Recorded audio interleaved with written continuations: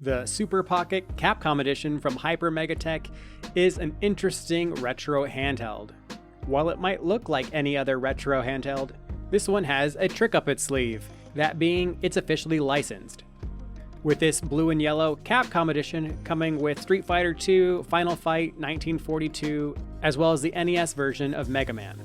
It has 4 face buttons plus start and select, a D-pad, and has 4 shoulder buttons around back plus the volume control. The bottom of the unit has the headphone jack, the power toggle, and a USB-C for charging.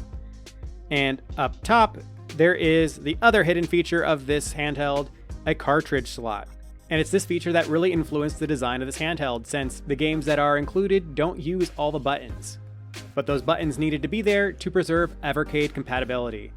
The screen, while highly reflective and a fingerprint magnet, is a fairly good size and also has pretty good reproduction of color, but the screen is not laminated with the front glass, which does make it look a little bit cheap.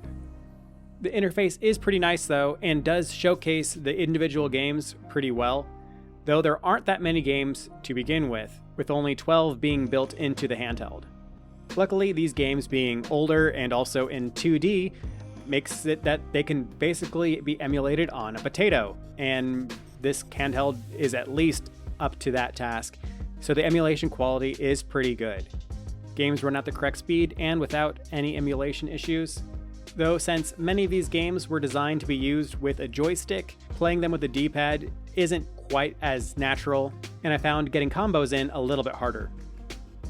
Outside of that, there's not really a lot to report on this handheld. With only 12 games, there's not that much you can do. The additional contents are pretty minimal, and basically you can see what the controls are, which I guess is nice, and you can change whether or not it has scaling or scan lines, but that's about it. No different modes, no being able to change the difficulty for some of these games, nothing. Though I guess being able to put in unlimited quarters is a plus.